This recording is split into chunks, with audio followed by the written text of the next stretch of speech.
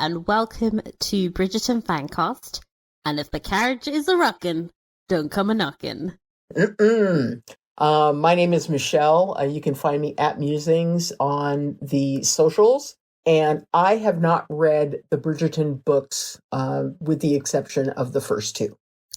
And I'm Rita. I'm at Annoying Rita on Instagram, and I've read all of the books.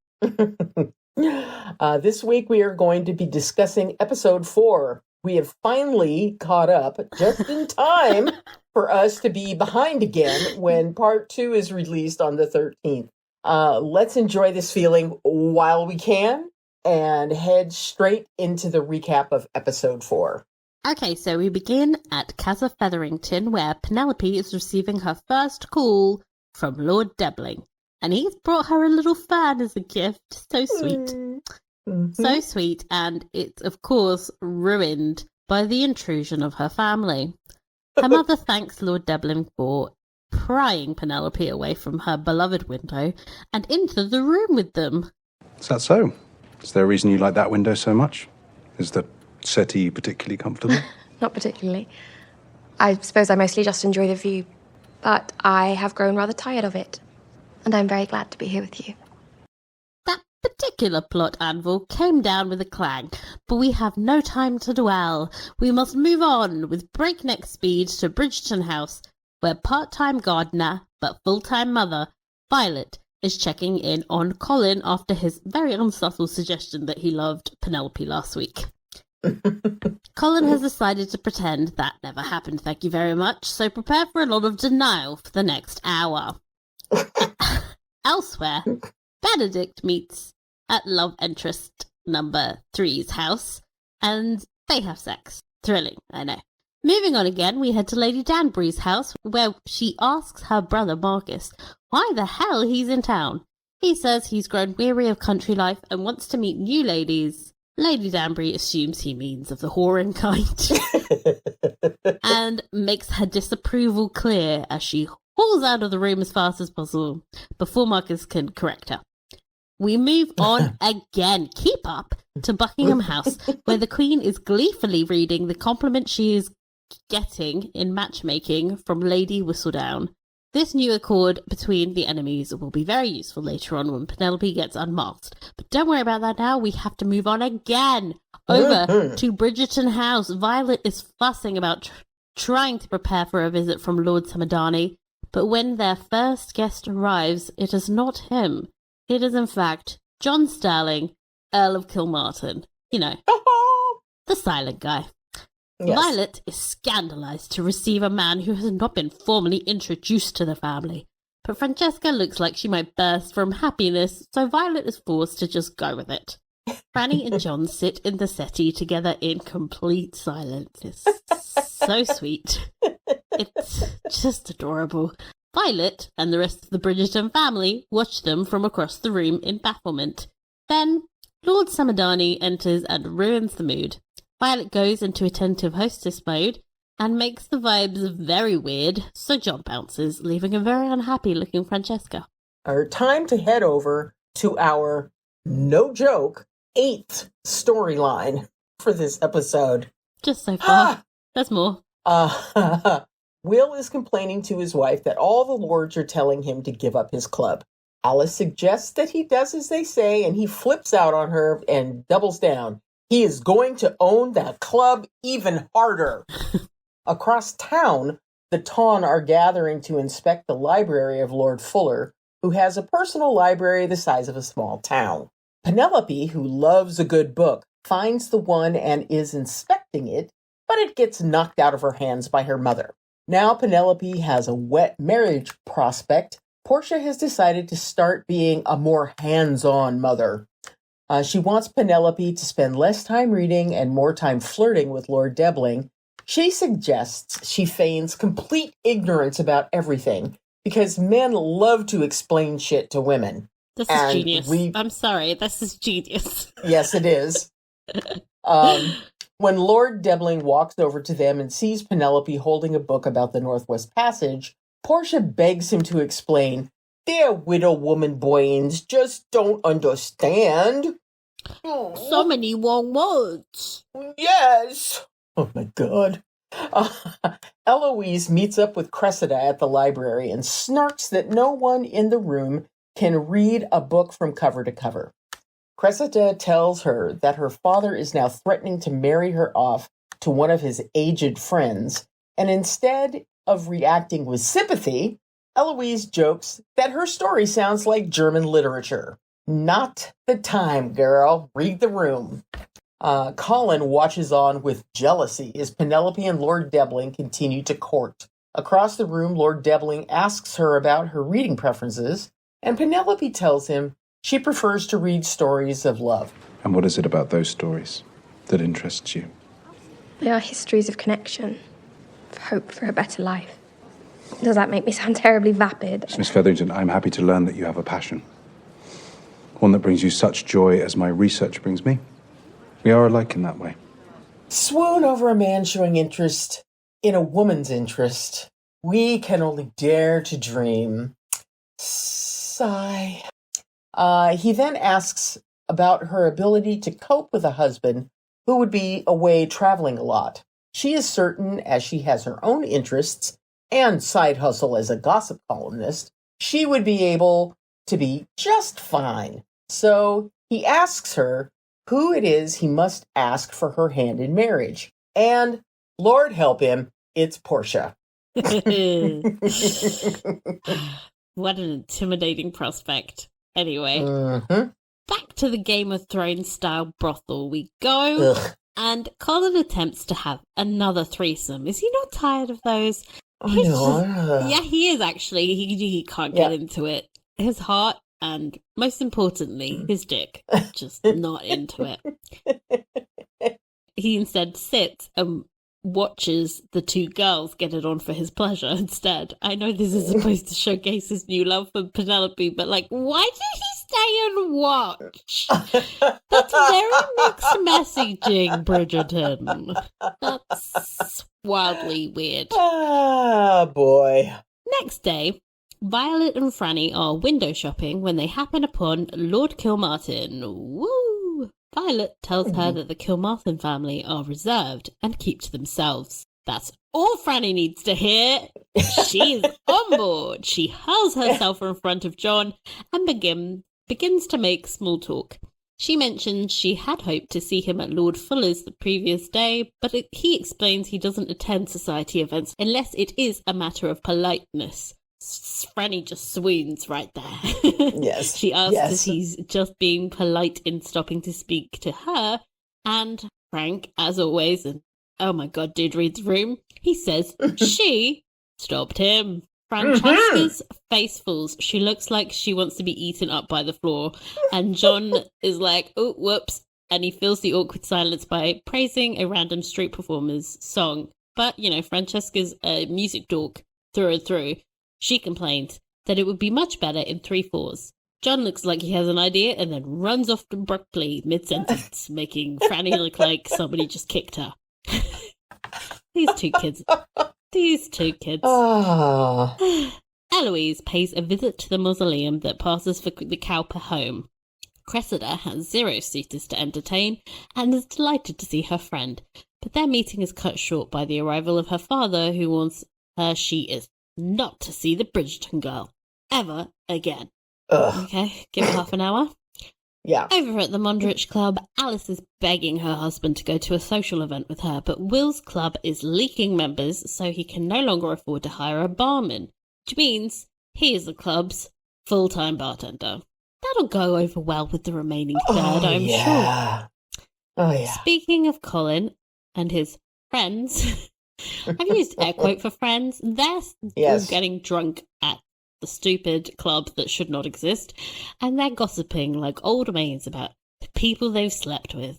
Except Colin, who is now in the midst of a full-blown existential crisis and asks them if they do not find being so cavalier tiring and lonely. And they all look at him like he's grown a second head, because, that's not the vibe, my man. No, definitely not with this crew. Over at Featherington House, Penelope spots Lord Debling leaving a meeting with her mother. She learns that Portia has granted him permission to propose, and while her mother heaps praise on her, Penelope has a little panic. Her mother is like, what the hell is matter? What's the matter with you? You've spent your pin money changing your clothes, your hair, and it has had the desired effect. Lord Debbling is a bird in the hand, and a very fine bird at that. Do not become greedy in your success. What more could you want? Oh, do not tell me you're holding out for love. Oh. This is why our dear Portia didn't want Penelope reading. It's made her delusional. Do you know what is romantic? Security is what's romantic. Oh, snap. Portia doesn't know she is in a romance novel, okay? It's sound advice, and it knocks some sense into Penelope, and she is willing to lower her standards. Huzzah! Over at Bridgerton House, a very hungover and grumpy Colin tells his mother he will not be attending the evening's ball with the family. This isn't Violet's first rodeo when it comes to lovesick sons, so she pulls out a speech that mixes a few metaphors, Classic. as she does. The basic gist of it is that because Colin is so sensitive, he has to put on the armor of a rakish bad boy, but that's not the real him.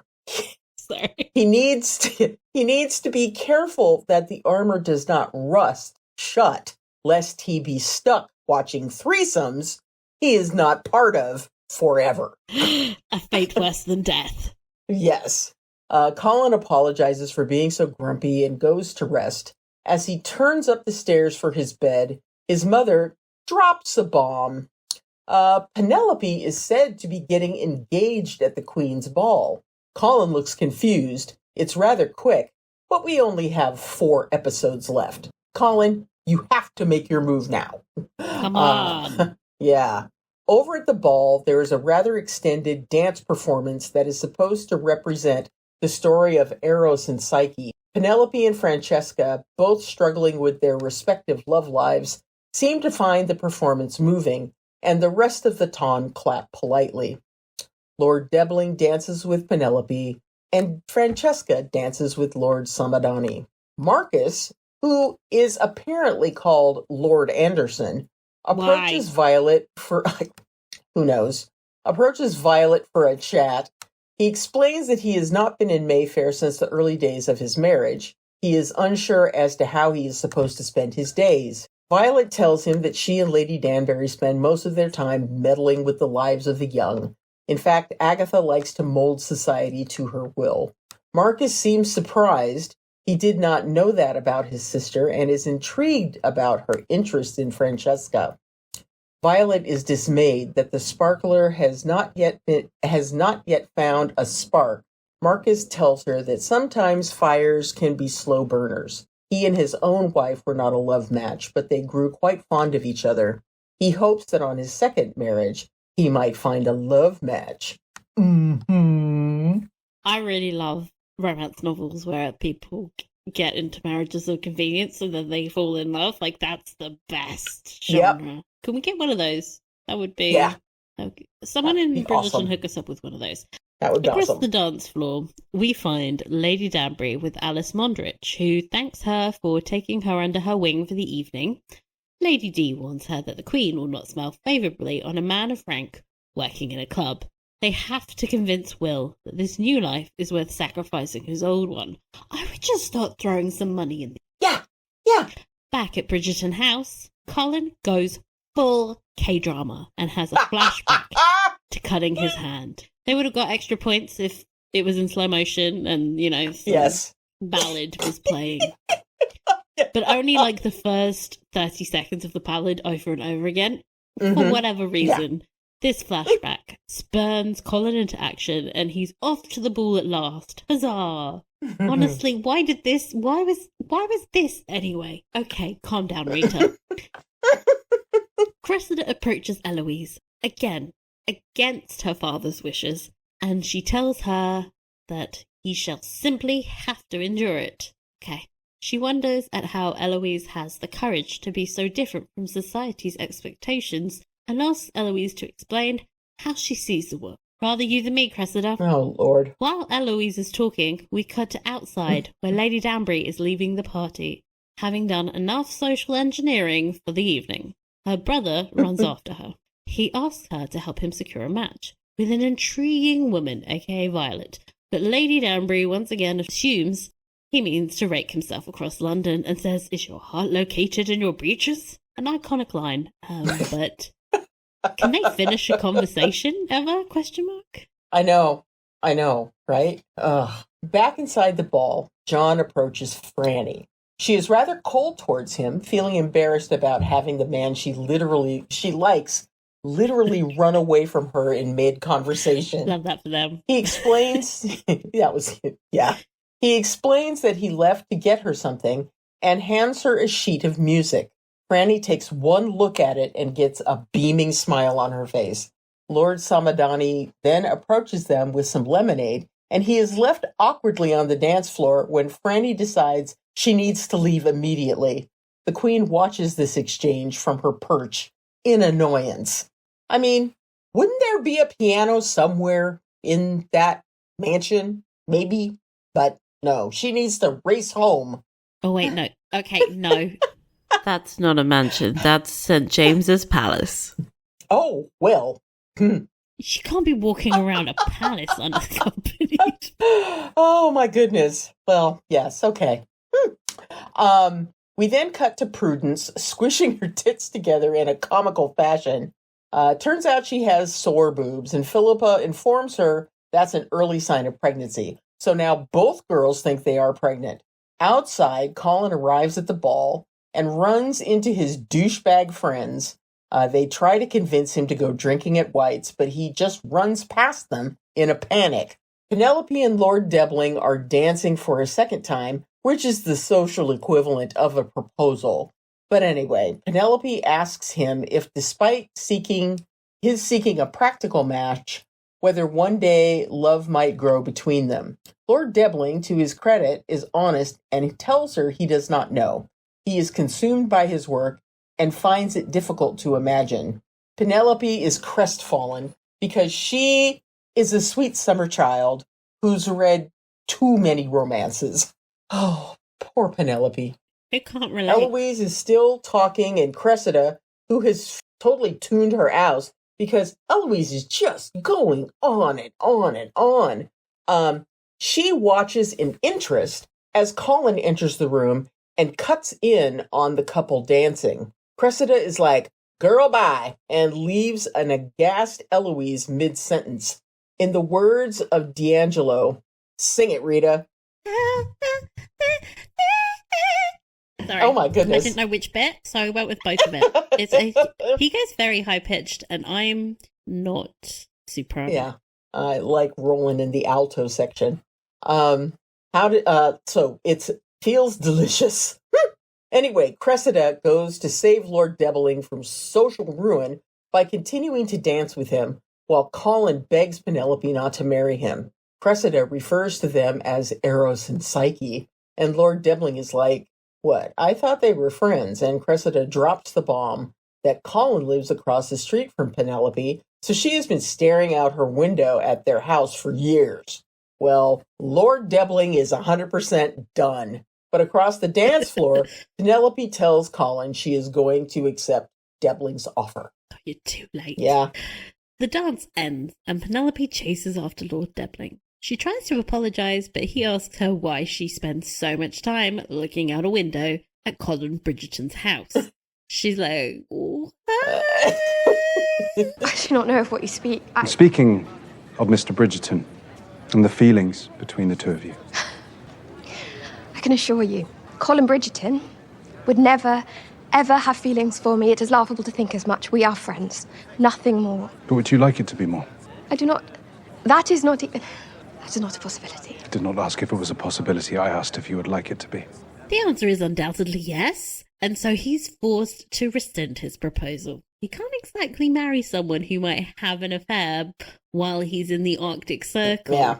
God, that would be awkward. Mm-hmm. He stiffly wishes she finds what she is searching for and leaves. Good for him, Yeah. honestly. Yep. Portia finds Penelope and asks what she did, Penelope is like offended, like, why are you asking me that? He's like, but Penelope, you literally did do something. Yes. Anyway, Penelope yells at her that she only matters to her mother if she has a lord's engagement ring on her finger.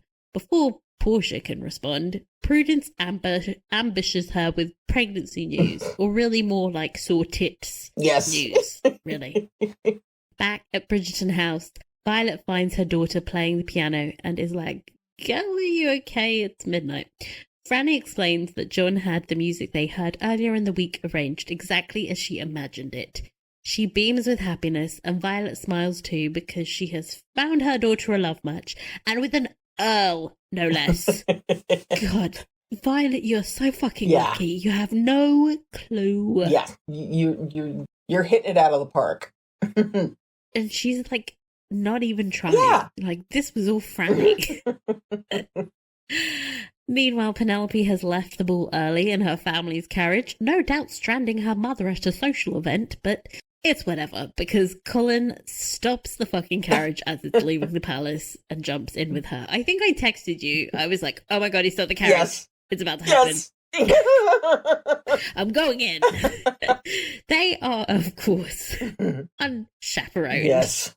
He should have to marry her just for doing that, by the way. But anyway, those rules do not apply. This is Fantasyland. Penelope is like, what the hell, dude? What?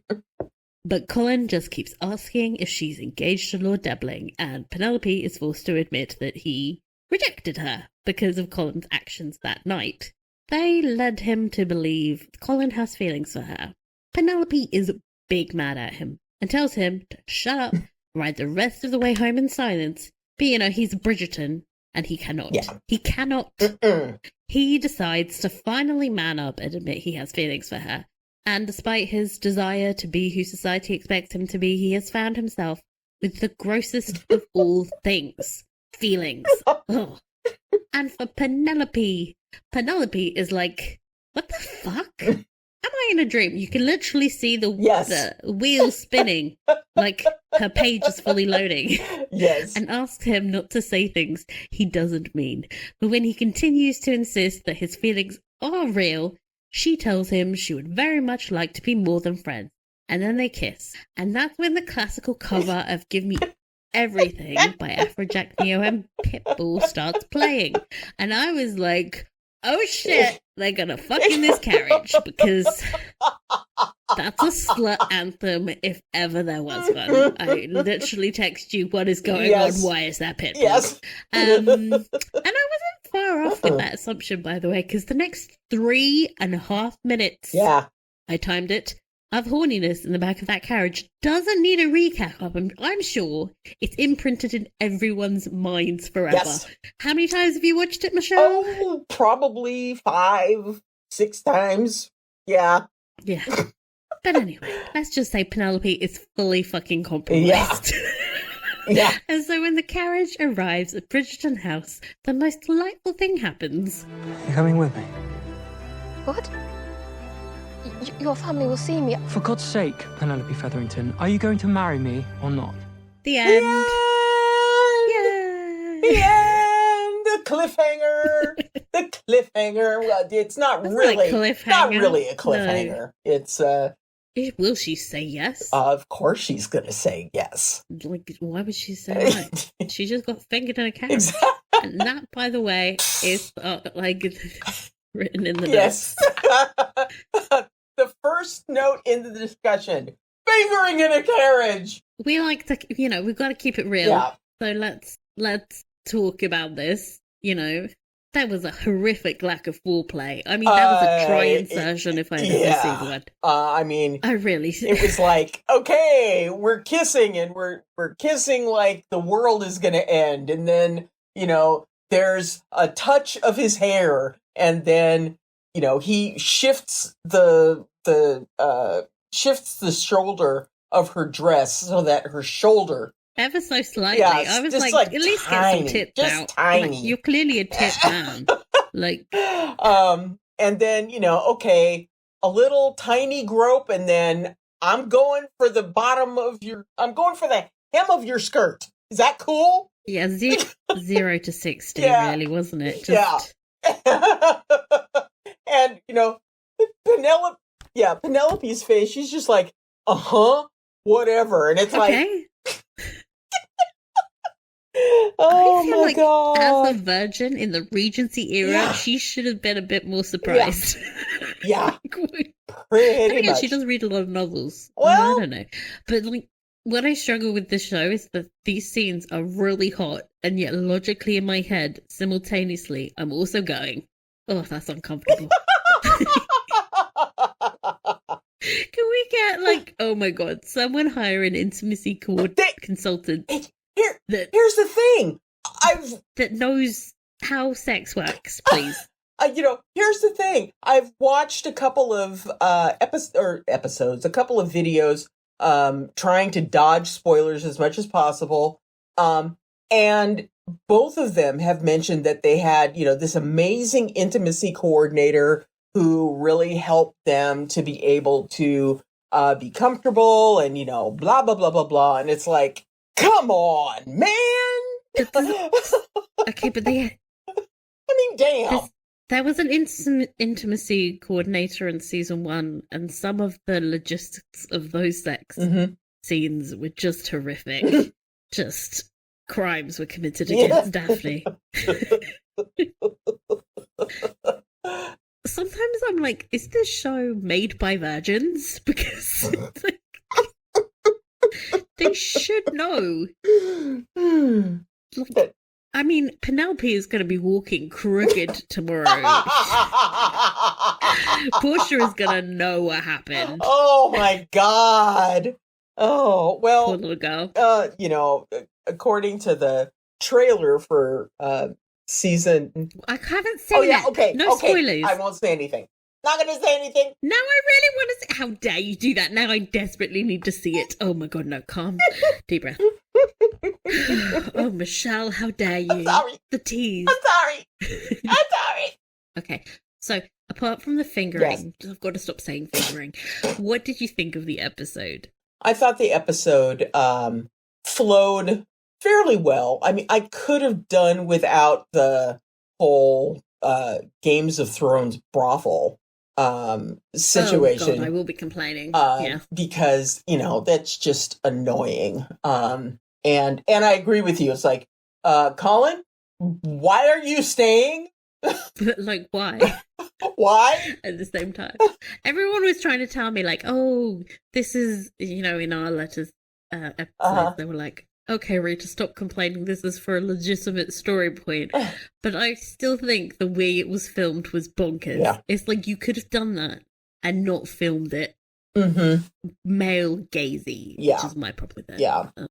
Turning it into a... You thought that it flowed well. I was like, I can't keep up with all these storylines. Well, I think that for a show that had so many damn storylines going on, because not only did we have, like when you pointed out the 8th storyline, then we also I've have counted them. There's 10. There's 10.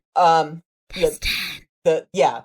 The Featherington daughter, I'm pregnant situation. Oh my God, that so might we be had 11. that. Oh my God, there's 11. So there was a whole lot going on, but I was okay with how it flowed.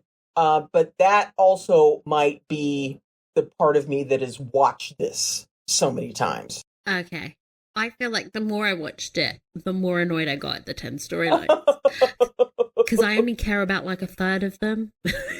I could get rid of the rest. Don't you think that's crazy though? Like a traditional storyline is supposed to have an A, B, and maybe at a push a C storyline.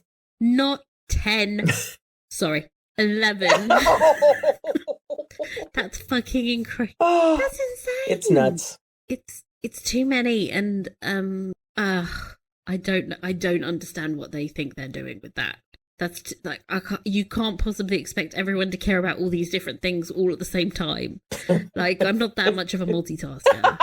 I will say that I think the fact that the episodes are shorter is really helping the flow as well, because if, if this had been an hour and a half, I would be so mad. Oh my God. Because You would have broken your television because you would be throwing things at it over and over again. Season 2, because the episodes were so long, the scenes I didn't lasted ages. Yeah. Here, I just have to wait for 30 seconds and Benedict's fucked off to some other corner of the screen. I don't know. And I don't have to worry. So, yeah, I think just give me 60 minutes episodes. It helps everything go down so much smoother, and I'm not sat here oh God, why am I watching Will Mondrich open a bar? Yeah, he's refusing to close his bar because, reasons. He's only had it for 3 episodes. We don't care. It's dude, deal with this, and I still keep stumbling into the whole issue about him being a man of rank when it really is his son who is the Baron. So he is rank adjacent. Yes. He is not rank. Yes.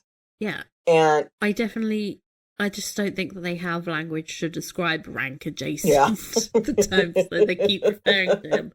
But it's quite confusing. Yeah. Obviously, we're well versed on this type of shit, but I imagine a lot of people who maybe didn't pick up on the fact that his son inherited the title. There are people who think this is set in the Victorian era. Yeah. I guarantee you people think that Will has a title now. Yeah. No, it's and confusing. it's no, he is Mr. Mondrich. And she is Mrs. Mondrich. And, I love the fact that she, in the final setting at Kensington, she is basically standing 2 feet from the Queen. I was love that. Oh, okay. Isn't her son a baron? Why are we doing all this? Yeah, honestly, but that seems ridiculous. Yeah, but okay, anyway, let's go with it. So, in defense of Portia Featherington, there was a line that Penelope said about you only seem to care about me if I have the Lord's ring on my finger, and I think that's not true. I think because she loves her, she wants her to have a Lord's ring on her finger. Yes. And it's not the other way around. Yeah. I mean, when Portia says, what's important? Security. She has been all about security since the very beginning of this series. We went through season 2 where there were questions about, how secure they were going to wind up being. So very insecure. Extremely insecure. It makes sense that, what she wants to do is to make sure that each of her daughters are going to be well and truly taken care of. What in a way she wasn't by her own exactly. husband. I think that's the thing. Exactly. Everyone forgets how much of a fuck up her husband was. Yeah. That she was constantly insecure and looking for money and looking for stability and social standing. Yeah. And so, I think that much is, at least for me, clearly understandable. That, she is wanting to make sure that Penelope is going to wind up being secure. And this is the first person that has expressed an interest in marrying Penelope after 3 years of being in the marriage mart. Exactly. I think if she, there was that joke about, I'll have you here to look after me in my old age. If she truly was selfish and she would not want her daughter to leave her all by herself and all alone. Right. I think this episode had a really good scene about their conversation about security. Yeah. I think that gets to the heart of what Portia's priorities are and who she is as a person. Yeah. And what she wants for her daughters is what she never had. This is in great contrast to someone like Violet, who's grown up in a world of privilege and has never had to worry about the consequences of making a bad match. Right. She only worries about love because she has financial and social security always. Yeah. As opposed to Portia. And I feel like they're always trying to contrast Portia and Violet. I think if I was Penelope, I would much rather have a Portia in my corner than a Violet feeding me lies about how you just need to find a love match and everything will be okay. Right. It's like, great. How are you going to feed all these kids you have with this love match? Yep. There are real world consequences. Portia reminds me a lot of Mrs. Bennet from Pride and Prejudice. Everybody always thinks she's so hilarious. Yes. This comic foil she worries about is marrying her daughters. And I'm like, yeah, because somebody fucking has to. Yeah. Who's going to feed these girls? Because, they're getting older. And, they have to make sure that their children are taken care of. So yeah, I mean, I am totally Team Portia in this show, and I think we always have been pretty much I will Team stand Portia her till I die. Yes, she is our queen. I also think the whole thing about, oh look, I didn't want you to read because I knew you would get these ideas into your head. That suddenly made sense to me because for so long I was like, this is just nonsense that she does to every passive aggressive mean little dig she's ever made at Penelope is probably crushing Penelope's self-worth but coming from a place of trying to do what's best for her in the meanest way possible.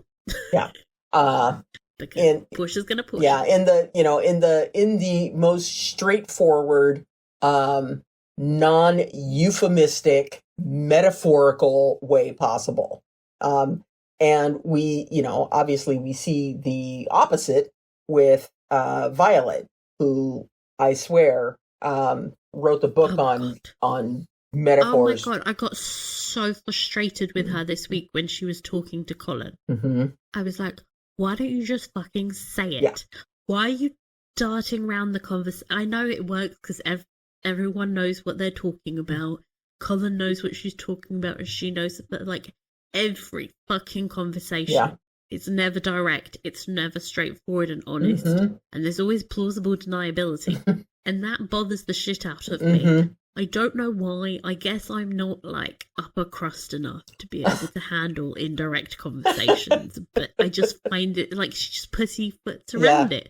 What? How hard is it just to say, hey, Colin, do you have feelings for Penelope? And can I help you deal with them? Yeah. What would happen if Violet just had an honest conversation with her children? Would the world fall apart? Why is she incapable of doing it? It's really bizarre. Yeah, I don't know. And I mean, I think that when we saw her and Daphne in season 1, before Daphne gets married, and she's talking about all kinds of just flowery bullshit when it comes to what Daphne should expect, on her wedding night. Initially I was thinking, oh, okay, it's one of those situations where she's embarrassed about talking about the mechanics of what needs to happen. And I know that is true for a lot of people.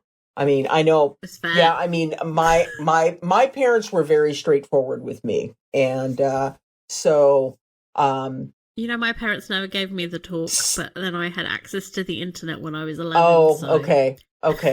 Yeah. I did not. But I got much more necessary. I got talks and books and all this kind of stuff. Lord help. Oh God, it's a story. Won't bore all of you hear about it, but we can trauma bond, but it's really not relevant. Yeah, exactly. But I also know that I had friends whose parents really didn't go into any of this, and so And were they the ones that got teenage pregnancies? Fortunately, no, because their parents were really strict. But I think that that was the strict ones you gotta watch out. That was what I came away with from Violet in season 1, that she was just embarrassed about having that conversation. Yeah, I mean, now we know that she can't speak straightforward about anything. So about anything. I thought with Anthony, it was specifically because she had all that trauma surrounding her her husband's death. Mm-hmm. But now with Colin, there is literally no reason for her to be talking in riddles around this situation that they both know. Yeah. It was bizarre. I mean, okay. So I think at this point we've just got to acknowledge that maybe this is Violet's personality. Yeah. And it's not something that I personally like. Yeah. Sorry to the Violet fans. I think I'm just too direct a person. Mm-hmm. I'm an Aries. We fucking say it how it is. Okay? A man inserts himself. Okay?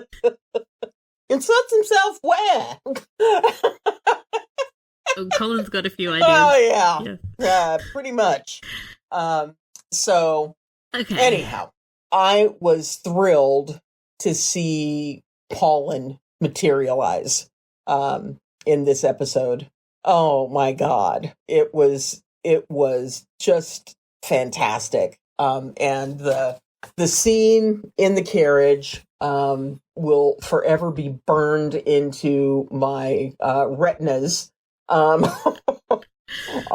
the rest of my life. I can't stop hearing Pitbull everywhere as well. I'm just like, Well, and see, I had no idea what was playing, because me, pop culture, not much. You weren't sludding it up in the 2010s as I was. So I was like, oh man, this song. So that song was the Bow Chicka Wow Wow back in the day? No, it was just like if you were fucked up and clubbing in the 2010s, and that was a very clubby time.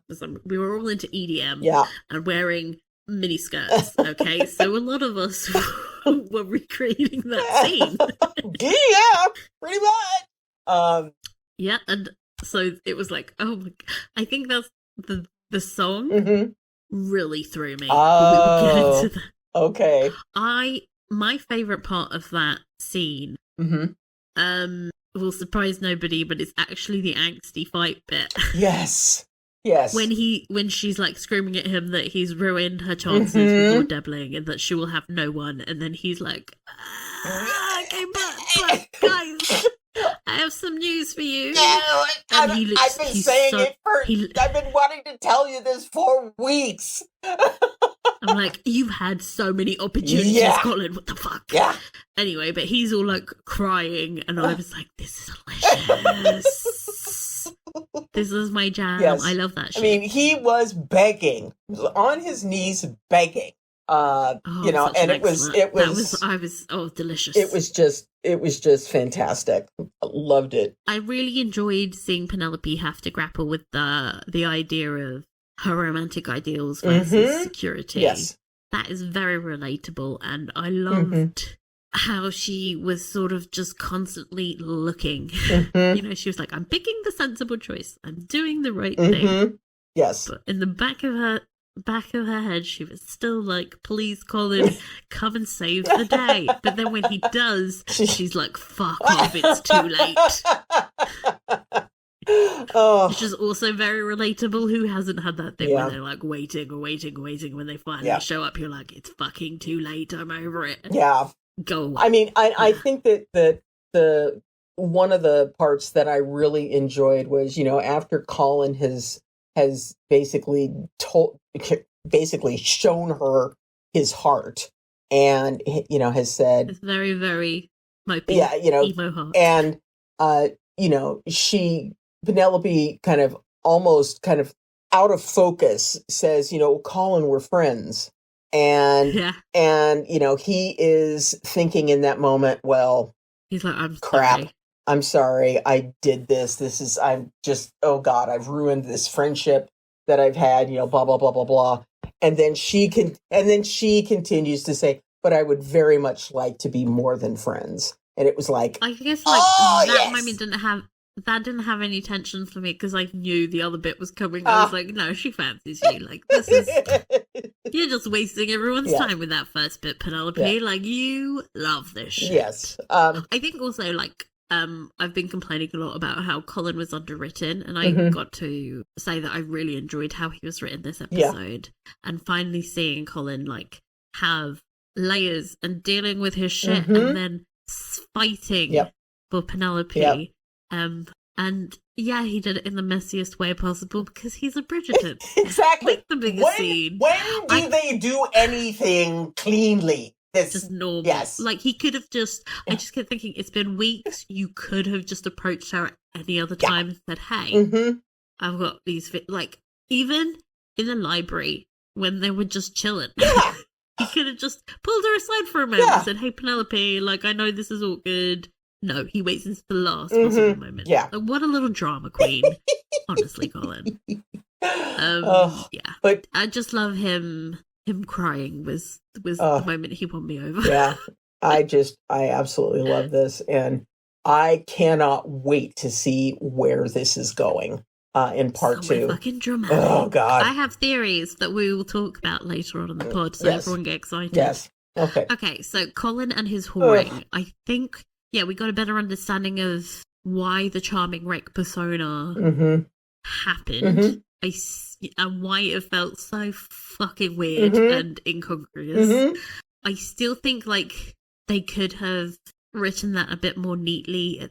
Yeah. Because I feel like this would have made more sense if they'd gone from the end of season 1 straight into season 3. Like, the season 2 of it all where he was, like, moping about Mariana going to her house just confused me. Yeah. To be honest. I mean, that was just such a...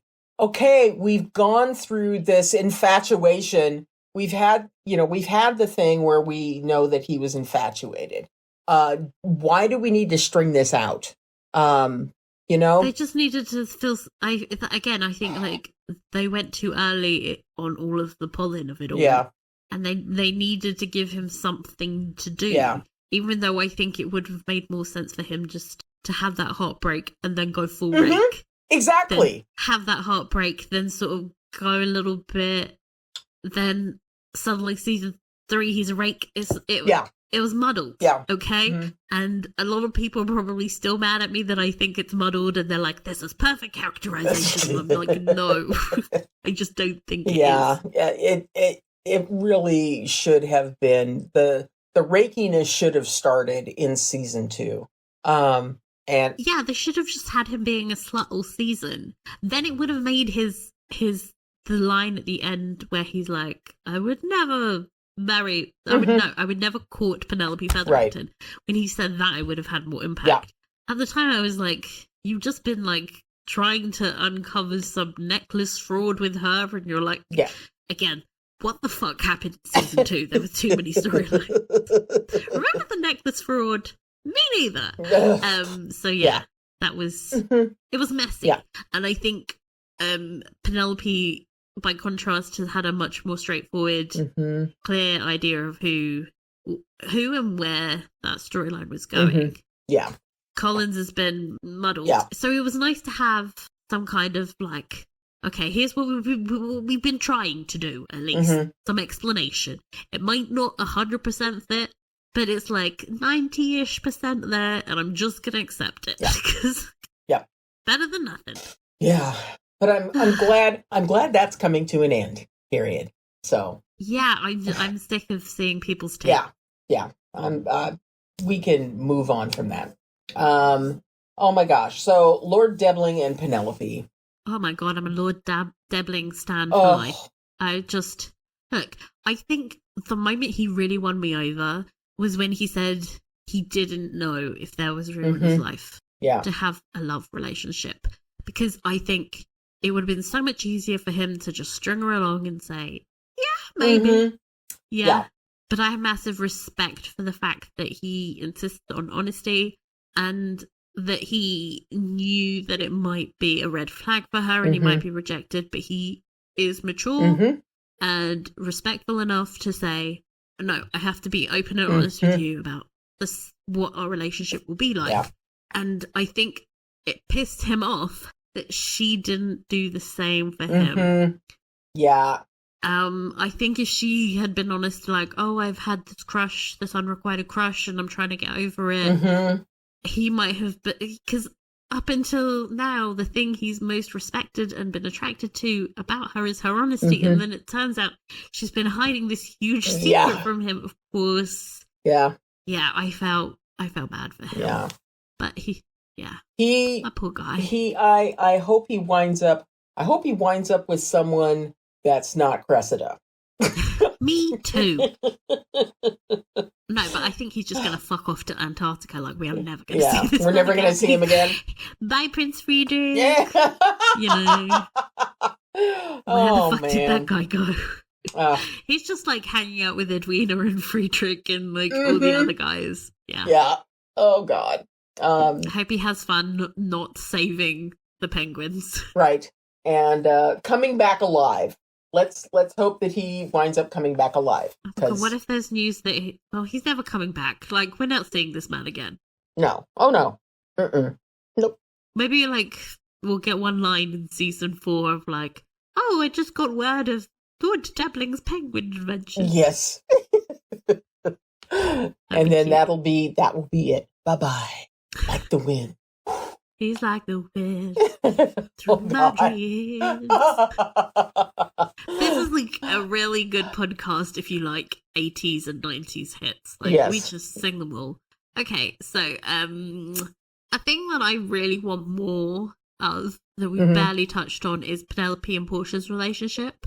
I feel like I want more in the second half of the season. They barely interact, actually, if you think about it. Well, Portia's focus has always been on the two older girls. They need more help, don't they? Well, yeah, because, God help them. Thick. They're a bit thick. I mean, Prudence was straight up just holding her boobs in the middle of a ballroom with the Queen. So, yeah. I think Portia has always known Penelope's the smartest. But men don't like that. So I'm going to focus on the other two. Yeah. She is going to be completely blown away when she hears the news that Colin Featherington has proposed to Penelope. She is just going to be over the moon because God knows she has wanted to have a connection to that family forever. So yes. And there was a line in this episode where she said, oh, people have done less to be connected to the Bridgertons. And I was like, what would you do, Portia? What would you do? Yes. A lot. Yes. I would like them to explore that more than they have. I think it's so ripe.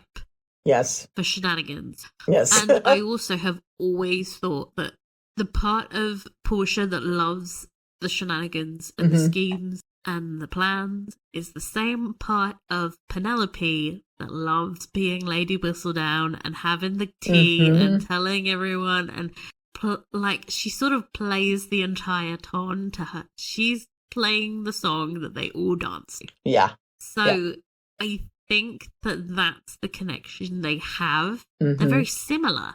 And yet I don't think they really ever have delved into that on the show. Yeah. I'm like, come on, these two are amazing actresses. Give them more shit to work together on. It's such a wasted opportunity. She can't pine after Colin 24/7. Like, give her some scenes with Portia. Seriously. That would be great. And I wonder whether or not Portia is going to find out that her daughter is Lady Whistledown before the word gets out to anyone. I don't know. So Portia's always the last to know. She gets her news via Whistledown. She's like, she didn't find out about the getting Poland to help her find a match thing until she read about it in Whistledown, which is absolutely off. everyone else at that party. I just can't imagine it. Oh, Such a man. dog. Oh, well, yeah. Let's hope that we get more of Penelope and Portia in the part 2. Let's hope. Franny and John, I know that, you have been waiting with bated breath for this story. So how do you think things went this episode? What to say? I loved them. I thought the conflict between, John and Lord Samaldani and who should I choose feels a bit of a retread of what Daphne went through in season 1. Yeah. But I will say it pays off and it works because the characters are really, really different. Mm-hmm. So it's okay. I really loved the scene where they sit together on the settee and the gesture of writing her idea into music is so beautiful. Oh, it's swoon worthy. I mean, when he hands that to her, I was just like, oh God, I think my heart would just fall out of my chest at his feet. If something, and he's like not that. even trying it as game as well. That's No. the thing. No, he's just a nice man. Yes, and totally gets her, and understands what is important to her. And I fell in love with him. I also the scene where they were sitting on the settee and the rest of the Bridgerton family were just watching, they're not talking. And, Eloise is just like, this is brilliant.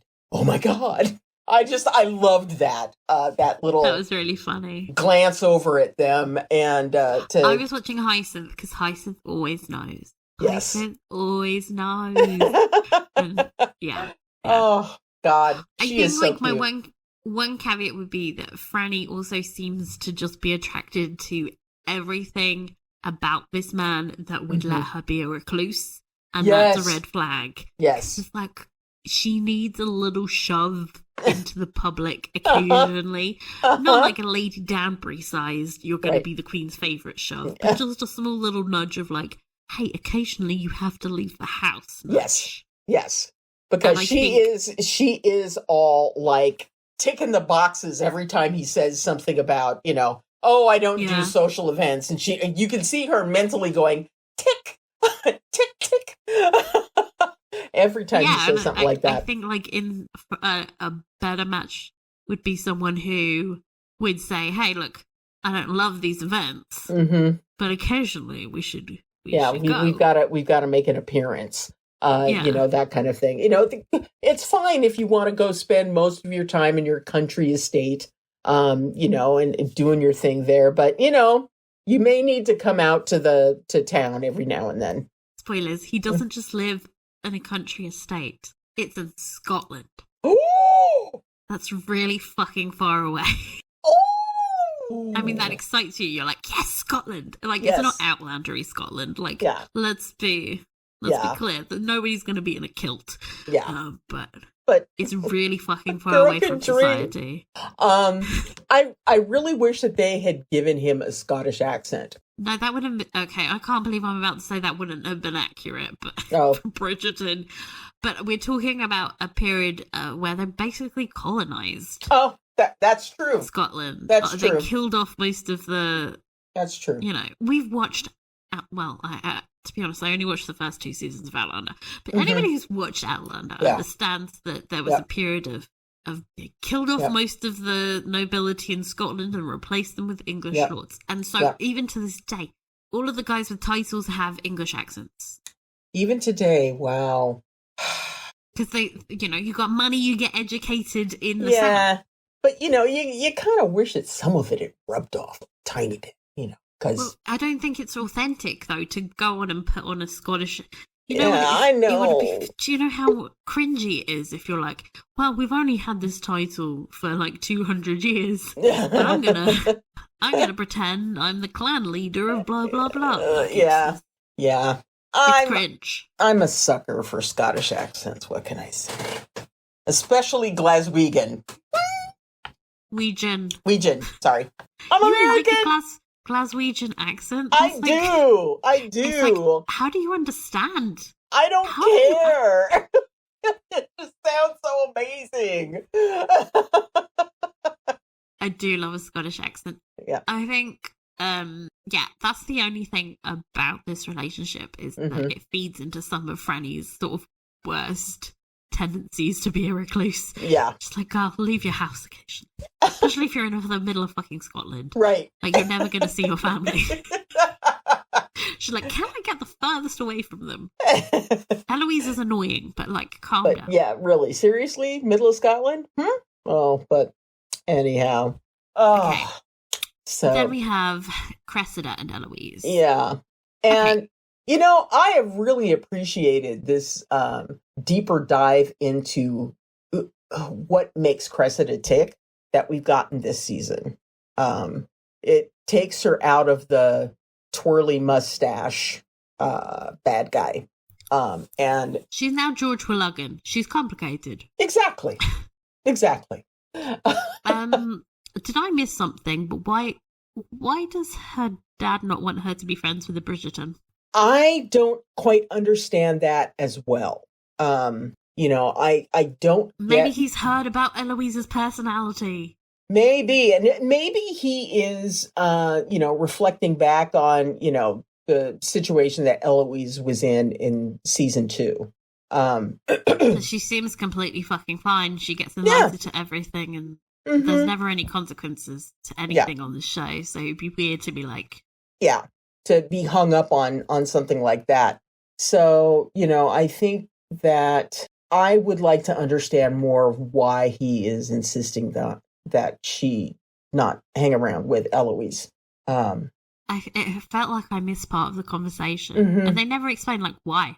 No, which is the most important part. I think. Yeah, just stay away from the Featherington girl, or from the Featherington girl, from the Bridgerton girl. Don't get it. If any of you have any theories on that, please let us know. Yeah. Okay. I find her home life, I know we're supposed to feel really bad for her, but I feel like it's probably pretty typical of the relationships families have in the ton. It's the standard father-daughter relationship. Yeah. And yes, it's sad by modern standards, but these people were basically just in contractual relationships to have children that they didn't really care about, that they could sign off to other people for money. Like, that's how the ton works. And that's also why I get so frustrated with Eloise, because it's like, girl, everyone around you has that kind of relationship with their family. And that's the reality of being a woman in that society. Yeah. And then for Eloise to just be like, oh, why don't you just do what you want and ignore your dad? It's very... It's like, wow. Clueless. It's like missing the point. Yeah. I mean, slightly. She's grown up with Violet Bridgerton, and, Anthony is her dad. Yeah. He's odd. And basically that's... Little angry Anthony running around being like, shut up, Eloise! She's grown up in this idyllic situation, and I find that her lack of empathy or insight into, what the other folks are experiencing to be pretty disturbing. I mean, for someone who is as intelligent as she is, she's really got a piss poor radar for being able to understand that, what she is experiencing is not what everybody else is experiencing. And that's kind of disturbing. I don't know if that is something that is going to be important for, her season. But it really is showing just this massive blind spot that she has that I think is going to wind up biting her in the ass at some point. And I loved the scene where Cressida was like, okay, just tell me your worldview. And then she tuned out and interrupted her and left. I was like, okay, Mm-hmm. this is what you needed. This will help aid growth. She was so offended, and I was like, you did this 50 times to Penelope in season 1. Oh, It God. happens to her once, and she's upset. Yeah. I was like, imagine how your friend feels. Yeah. I just hope that there's some kind of, she That it's gets leading some to kind something? of, that, eventually she's going to have that light bulb moment and realize, oh, crap, I suck. Oh, I'm the problem. I'm the problem. I'm the one that has been in the center of all of the ridiculousness, and it's time for me to look in that mirror that Cressida said I should get. I'll be honest, sometimes the Cressida and Eloise scenes Mm-hmm. give me lesbian vibes, but without any chemistry. Yeah. Like, these two feel like they should be lesbians, but they just don't want to be with each other. Do you know what I mean? Yeah. They sometimes have that kind of dynamic that's very like... Yeah, I am not into this whole thing. Okay. You have Benedict and what's her name? Next on our list. Her first name is Tilly. That was all I could remember. That's a silly posh name. Yeah. I think Lady we should continue Tilly. What's her name is so much sweeter. Or love interest number 3 is... Yes, I thought that was a nice way of putting it.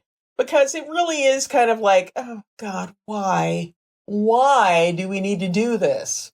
We don't really, do we? No, we don't. No. We don't. I don't have anything to say. Like, okay, he slept with her. Yeah. Congrats. Mm-hmm. It's like, yay. Gift in the post. Yeah. I don't care. Okay, we have nothing to add. Let's go. And Violet and what's his name? Lord Anderson. Marcus Anderson, as a matter of fact. Or, in my head, Corey. Corey? Yes. Boyfriend of Kris Jenner, because they look fucking identical. Bald black man with a beard. Oh my gosh. I do okay, so he is more intriguing than I initially thought because I thought he was just looking for a hookup. Yeah. But then his plan to find an ex-wife is interesting. Yeah. Not that interesting. Let's temper that. But I do think that ultimately makes them completely incompatible because I can see Violet dabbling, shall we say, but I can't see her putting a ring on her finger and being like, I'm going to be with another man until I die. Really? You don't think that she could find herself in another love match and wind up having to figure out if that's something that she could do? No. I don't think she could get married. Oh. I just don't. Maybe it's because I see her in the framework of the book where this is a topic of discussion and she says flat out, like, I just don't think I'd ever be able to do that. Yeah. Obviously, they've set it up, so obviously maybe she will, but I think, like, there's a tension between a flirtation and maybe, oh, God help me, gardening. But, like, a full commitment when she's so invested in the lives of her children, I think is just incompatible to me. I feel like he's going to be like, hey, can I have more attention? And she's like, no, sorry, honey, I've got to make sure Hyacinth marries the 7th cousin of blah, blah, blah. I don't know. Oh, I thought that the scene where the two of them are talking about, their late spouses, I thought that was really lovely. In that, when he is talking about his, Violet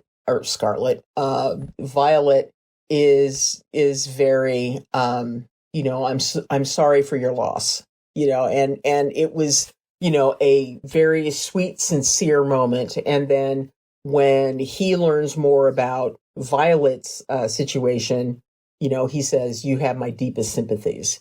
In understanding, and I think that those two expressions give us a sense of understanding that he understands how difficult losing someone you have loved from the very beginning would be, in comparison to his situation. He wound up growing to love his wife, but it's his use of the phrase, "You have my deepest sympathies," really kind of softened my heart towards him, because it demonstrated that he understood what that kind of loss must have meant to her, and how lonely she has been since his passing.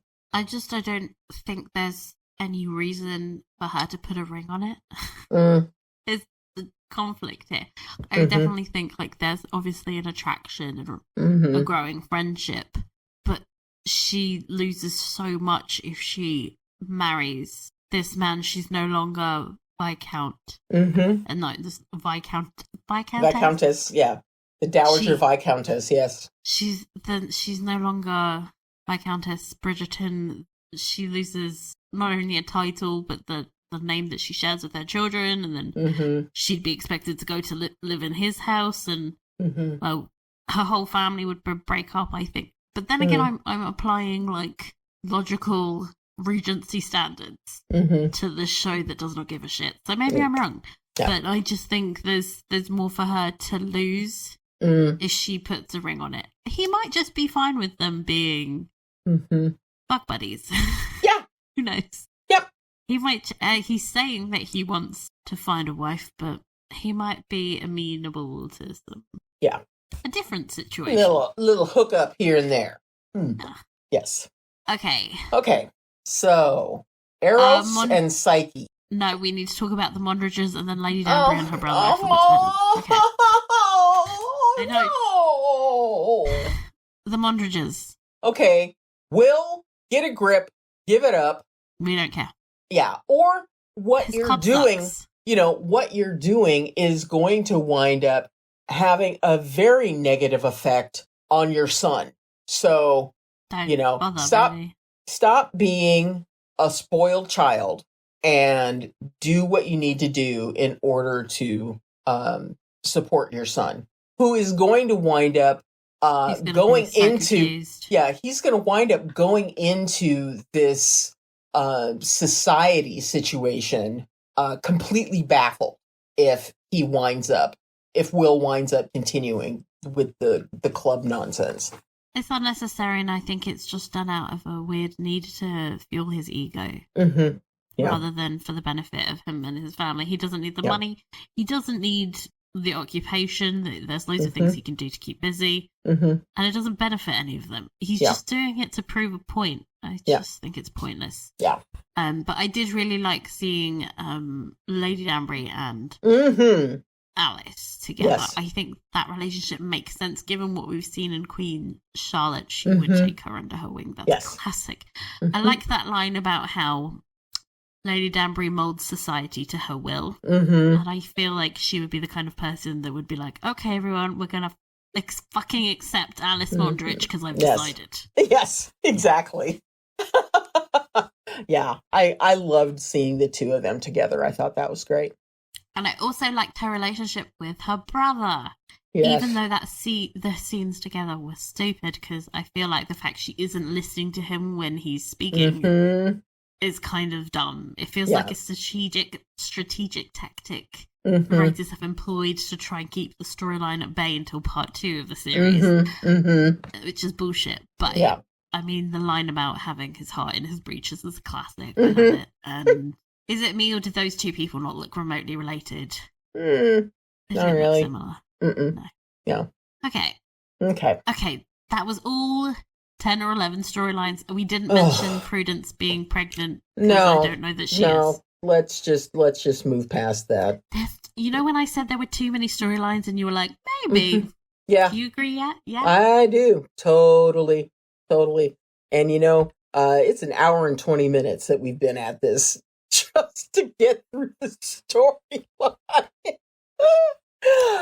too many cooks in that kitchen. Yes. Okay, so I really want to discuss the eros and psyche thing. I think it's very relevant to our discussions later on when we try and plot out what will happen in part 2. Okay, so eros and psyche, originally from Metamorphosis, written in the 2nd century AD by Platonicus. There are some really clear similarities between Penelope and Colin in this story for me, and I'm gonna give you a really, really brief version, but it's still quite lengthy, so sorry, but you need all the details. Okay, so there was a king and queen who had three daughters. The youngest and most beautiful was Psyche, whose admirers forsook the goddess of Aphrodite and instead prayed and made offerings to Psyche. This naturally offended the goddess. She's always getting pissed about something. Oh, yeah. And she commissions her son Eros to shoot Psyche with an arrow so that she may fall in love with some hideous creature. He instead falls deeply in love with Psyche because shenanigans. Yes. Her two sisters marry, but the idolized Psyche has yet to find love. Apparently she's just too beautiful. Don't you just hate that? Yeah. Her father consults the oracle of Apollo and is told to expect a dragon-like creature for a son-in-law, Colin. And so Psyche, arrayed in funeral attire, goes to her wedding on a rocky crag, to meet her demon husband. When she gets there, she is magically transported to this beautiful, ornate home. She allows herself to be guided to a bedroom where, in the darkness, a being she cannot see has sex with her. I know this is rape, but this is Greek mythology, baby. Yeah. She gradually learns to look forward to his visits, though he always departs before sunrise and forbids her to look upon him. Soon, she becomes pregnant. So, Psyche gets a visit from her envious sisters, who undermine her happiness by prodding her to uncover her husband's true identity. That night, Psyche brings out a lamp. She has hidden in the room, and the light reveals the most beautiful creature she's ever seen. She spills hot oil from the lamp and wakes him. Feeling betrayed, Eros leaves his wife, and Psyche wanders the earth looking for her lost love. Eventually, she finds her way to Aphrodite's temple and approaches Aphrodite asking her for help. Aphrodite imposes 4 difficult tasks on Psyche, one of which is a quest to the underworld. Honestly, there's like 17 different versions of these trials. Yeah. They're all pretty mean and impossible, but she completes them with the help of some gods. You know, there's loads of different versions. When Eros learns of all these trials his mother has put her through, he forgives Psyche her betrayal and flies back to Earth to be with her. Yay! He then takes his case to Zeus, who gives his consent in return for Eros's future help whenever a choice maiden catches his eye. You know Zeus, he always be sexually assaulting people. Yeah. Zeus has Hermes convene an assembly of the gods in the theatre of heaven, where he makes a public statement of approval. Zeus is like, yo, we love Psyche. Yes. Psyche is the best. And he warns Venus to back off and gives Psyche ambrosia, the drink of immortality, so the couple can be united in marriage as equals. And I think within that myth, we have a clue as to how this lady whistledown fuckery is going to be resolved. Oh. I put to you that Zeus is Queen Charlotte. Bum, bum, bum. Okay? She's gonna be like, I give Penelope my fucking blessing. She was great as Lady Whistle. Yeah. See it? Yeah, that could definitely work. Especially since they have been going on and on about how Lady Whistledown is like having the queen's back. Exactly, out of nowhere, after seasons of them being frenemies. Yes. Now it's They're like, suddenly besties. Oh, you guys are getting along pretty good right now. It also would make sense because why the fuck do they have Queen Charlotte there all the time unless she's going to come and save the day? She loves to save the day. She saved the day last season. Yeah. She saved the day this season. It's the only legitimate way I can think that anybody could withstand this kind of a scandal. It's like, I know she's been spilling all of your secrets. Yes. and you hate her, but she's besties with the queen now. Yeah. Also, there was that scene in episode 1 where the queen notices Penelope. Uh-huh. Foreshadowing. Yes. All I'm saying is that I'm usually right about these things, so everyone listen to me. And there was a lamp. The lamp is important. Okay. And Colin travelled to ding ding ding Greece. Greece. Mm-hmm. I think we will definitely revisit this as we get deeper and deeper into this season. And if I'm wrong, we can just re-listen to it and go. But also, I can't think of another way that was ends. Yeah, it's going to be messy. Okay. Favorite scene has 4 wheels. Yeah. Mm-hmm. 4 wheels. Pretty uncomfortable, but lots of kissy face and a proposal at the end. The carriage driver was listening to everything. Oh yeah. Yeah. Definitely gonna report back to Portia later. Oh God. Again, my favorite scene is the first bit of the carriage scene when he's like, "Yeah, but what if I have feelings for you?" Because that is Rita Kryptonite. It's a man that is sad and horny. That's my favorite thing. A sad and horny man. A sad and horny man. Oh my gosh. Rita, you crack me up. So the Portia feathering scenes, when she slams the book shut in the library. Yes. Oh my God. And then she's like, "Oh my God, what are words?" Please I know. The whole thing, men love to explain these things. And, it's like, yes, girl, mansplaining. We know all about it. The thing is, she says things that on the surface are ridiculous, but deep down I do believe to be true. Uh-huh. Oh, yeah. I refuse to do it, and that's why I don't have good dates anymore. Is because I'm tired of pretending that I'm not smarter than people. But, when I was pretending to be stupid, my dates would go better. So yes. Yeah, oh, God. I'm really interested in your band. Please tell me more. How do you play the guitar even? Oh, God. Oh, God. It's been so long for me. I can't even remember all of the shenanigans that I went through in order to date. But I think the last one I went on, I got given a cabbage. So that's really the cabbage. Just he went to Waitrose and picked up a cabbage. What? And then people are like, "Why don't you stay on the apps?" Because men are weird. Okay. Because and then I didn't know how to react to the cabbage. Okay, and I should have played it off as cool, but I was like, "This is deeply strange, and I cannot pretend." Oh my God. Yeah. Giving you a cabbage. That is one thing I have never heard before. That's crazy. I tell everyone, and everyone is like, "What is that?" I don't know. That's nuts. I assume that there would be a fun joke behind it. Yeah. No. It's like, no, it's just straight up cabbage. And then I had to hold it in the bar. Just a cabbage. What? I was just holding a whole cabbage. Oh my God.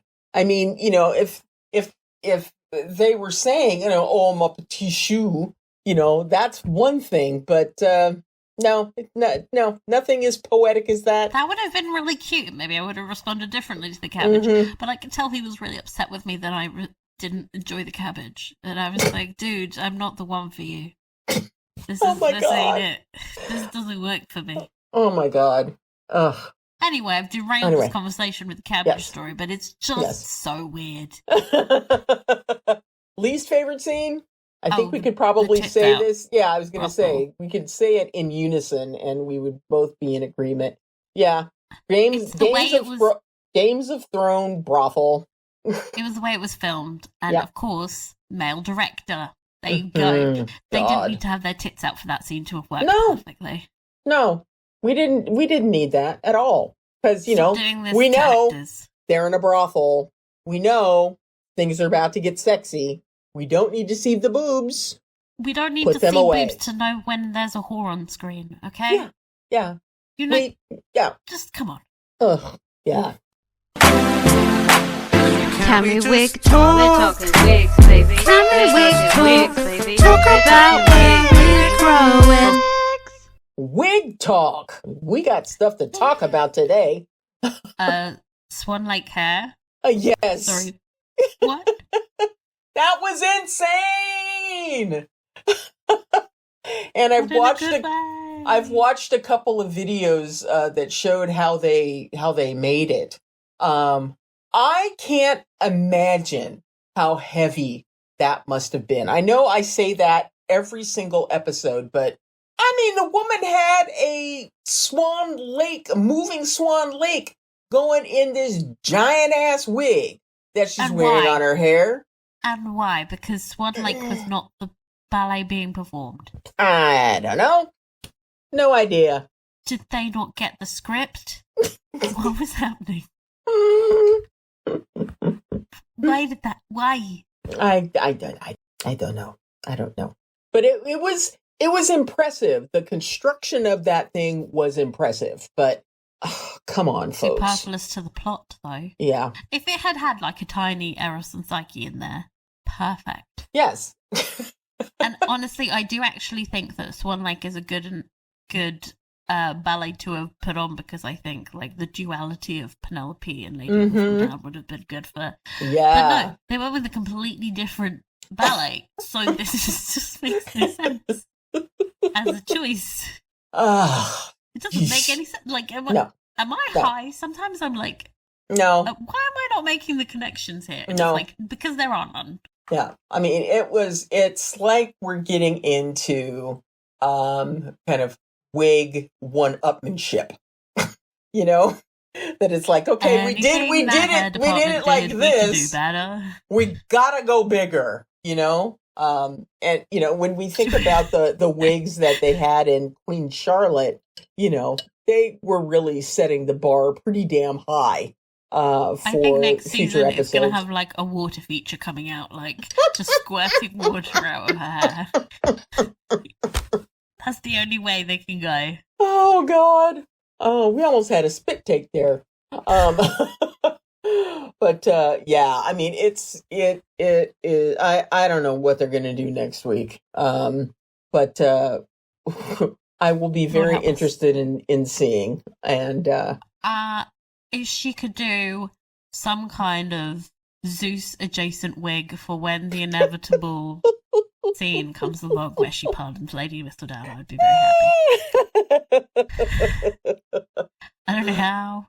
Make it into also a beard. See, my problem is like when I imagine Zeus, I imagine the cartoon Hercules version of Zeus. He's a nice guy, but he goes around raping people.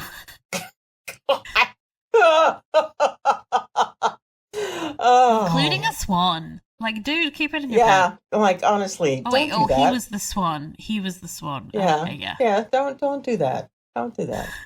That's not cool. Costumes. My favorite Penelope look was her little library outfit, which was giving Major Belle from Beauty and the Beast. Yes. With the way her hair was done, it was really sweet. With she looked a bit like a little braid. Yeah, with the little braid over her shoulder. Very sweet. Yeah, I thought, God, I just can't get enough of her in the costumes that they have her in this season. Alice Monridge. Oh God, she looked beautiful. Although I think she would be beautiful in a paper sack. I think so. Yeah, that woman is gorgeous. When she showed up to the stupid club in that dress, being like, "Hey, do you want to come?" Yeah, and he said no. I was like, "Oh, dude, damn, are you insane?" You are lucky that she even looks at you, okay? Go to that ball. Go to the ball, dude. Come on. Yeah. Just the writing is on the wall. It's not hard to figure this out. She looks sensational. But yeah, she is just gorgeous. I think that I don't think that they can continue to make Francesca as freaking beautiful as she winds up in every episode. She is just exquisite. You know how everybody gets a glow up for their season? Yeah. How are they going to glow her up? I don't know, because she is already glowing. You would think this was her season with the highlighter. The highlighter is just insane. But she's got those cheekbones that just make it perfect. Perfect. She so gives me Audrey Hepburn vibes. Oh yeah, it's insane. Mm-hmm. And they're playing it up with the costuming. Yes, she just looks so cute. Yeah, and her posture's perfect. Oh, damn it. Colin's waistcoats on point. Again. His hair totally on point. His hair was not so good. They really need to just release the curl. Let the curl live. Don't try and plaster it down. Yeah, don't flatten it down. He's got the best curly, fluffy forelock that would be absolutely perfect in this. Honestly, release the fluff. When it's flat, it's a bit sleazy looking. Yeah, like release the fluff. Just let him be. Mm-hmm. Any other costumes you want to talk about? I thought Violet's boobs were a boobin again, like aggressively. Yeah, they are definitely making her like the beauty of the matrons that are saying that though. Oh my god, I noticed today. I noticed on my rewatch. Guess who was wearing blue? Portia. What? See, Portia was wearing blue. Ooh, it's happening. She's gonna be a part of the family. Yeah, the Bridgerton blue. It's a darker shade of blue than the true Bridgerton blue, and it obviously had weird gold leaf on it because she's still Portia. She's Portia, yes. She's never fucking worn blue before. No.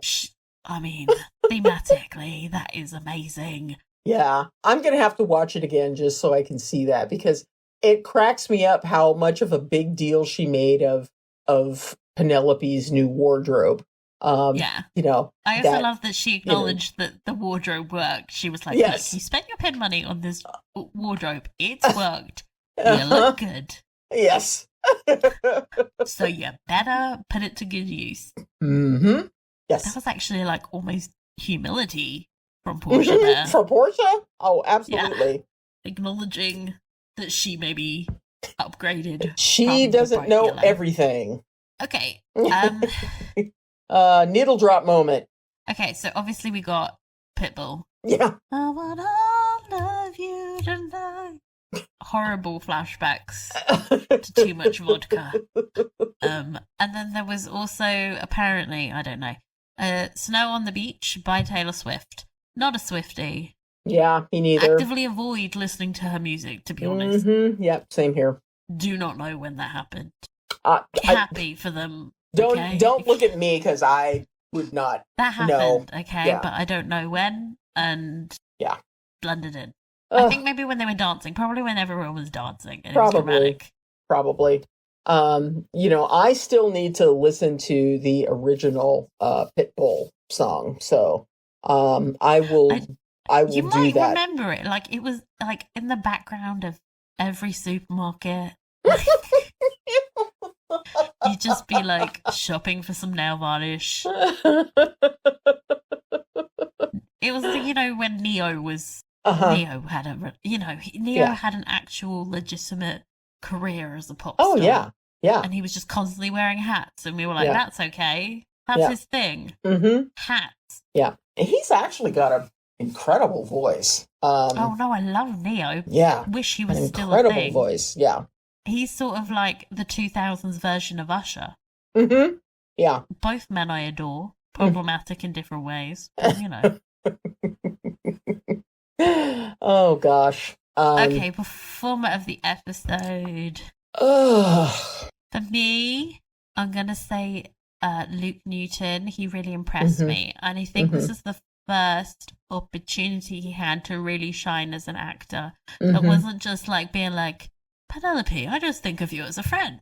Like he's had like no writing to really I mean, you know, delve into. Yeah, you know, the scenes where, you know, he is coming down and talking to his mother after, you know, he's had a particularly bad hangover.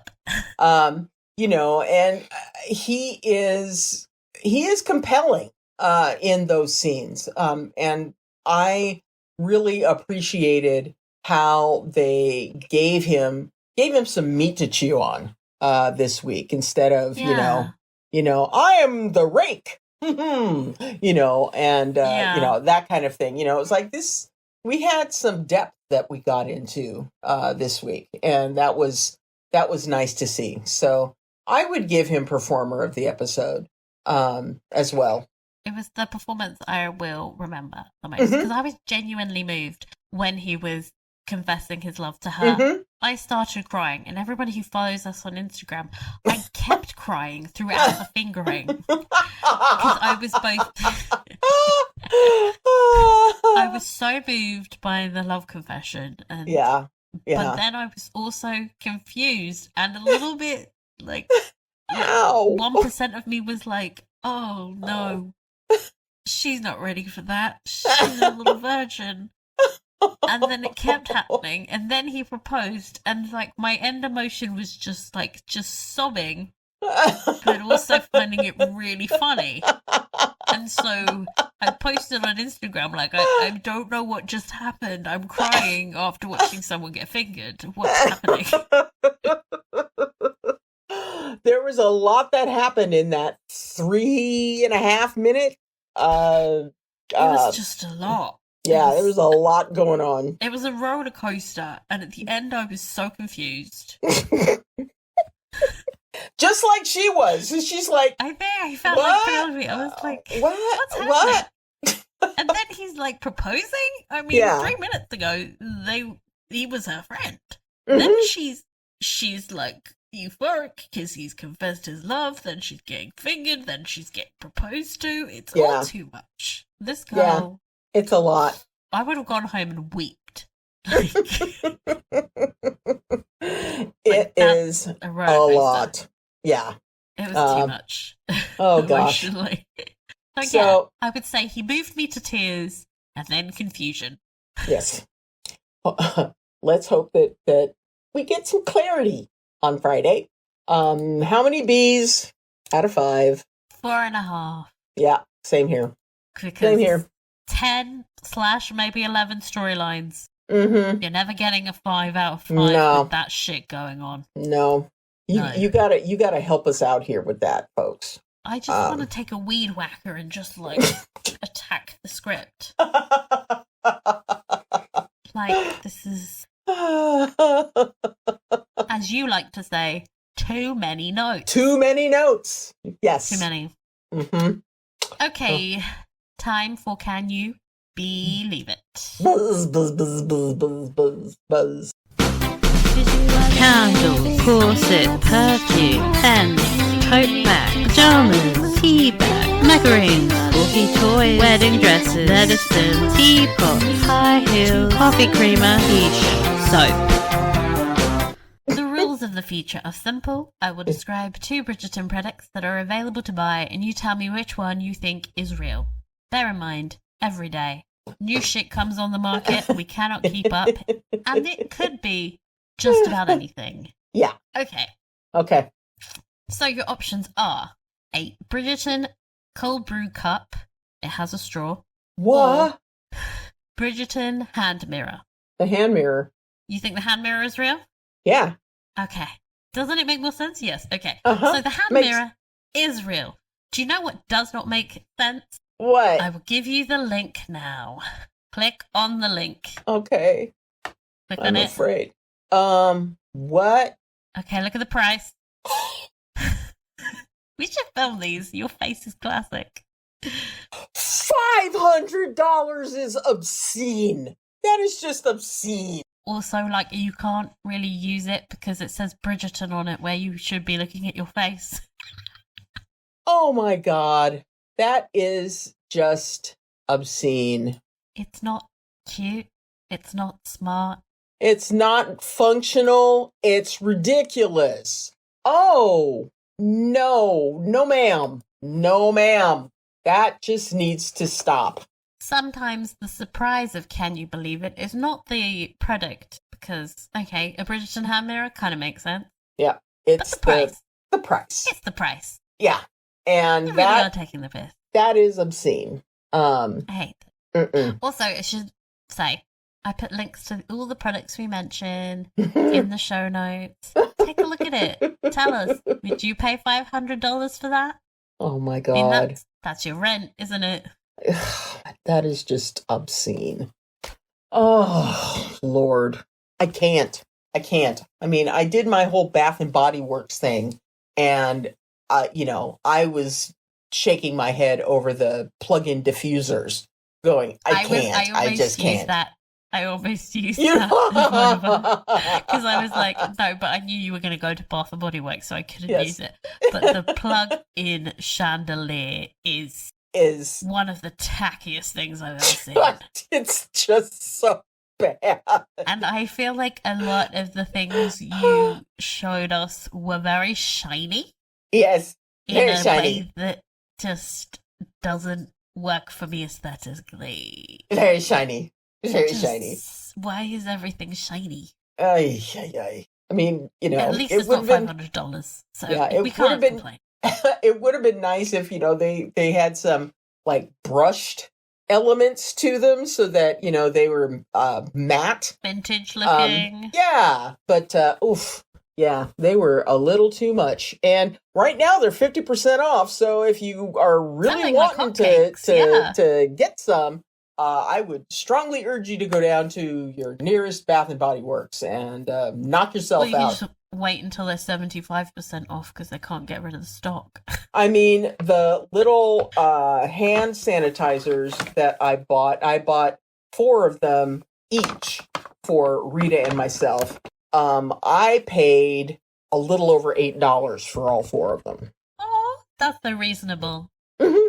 Yeah. I have no idea how much they were when they first came out. Well, 50% more, probably. Yeah. Well, okay. You did the math for me. Thank you. That's not maths. Oh, I can't gosh. work out what that is, but I just know that that's what it is. Yeah. There we go. So, anyhow, I will look forward to what you come up with for next week's Can You Believe It? I've got some good ones. My problem is sometimes I find things that I'm like, I would buy that. And that's how I know. We should go over the ones that you're going, if money was no object, then maybe this one. I think even if I was rich, I would not pay $500 for a hand mirror that I cannot actually that you can't use because it says Bridgerton on it. Yeah, you can't use it. It's just ridiculous. Check my makeup. I can't because there's a fucking swirl in the way. Oh, great. Also, who uses a hand mirror? Like, it's purely, decorative. Yes. Yeah. Oh, my gosh. That is just bad. I think that's the worst one so far. I mean, I would take the dog lead any day over that at least has a practical use. Yes.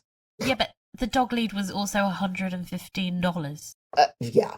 That would give me put that pause. into perspective, yes. Yeah, that would give me great pause. Do you think there's somebody out there who's collecting all of the Bridgerton merch? Oh, I'm certain there is. I'm certain there are. Oh my God, if anyone can find someone who is buying all of these things, we would like to have them on the podcast so that we can talk them out of it. But also just fascinated by this whole consumer culture that has sprung up around this. Mm-hmm. Around Bridgerton. Yeah. Bridgerton, this show that was just a romance novel, has now spurned into so much nonsense. Yeah. Hand sanitizer. Coffee cream. Oh, they've released new teas today. New flavored teas. Oh, God. I've been seeing those all over my Instagram feed lately. Well, they've got a Francesca one. Yeah. And that looks disgusting. That's the most disgusting flavour of rose and chamomile, which is ugh, why? It's like, no. Could you send me the tin and not the tea? Yes. You can keep the tea. I just want the tin.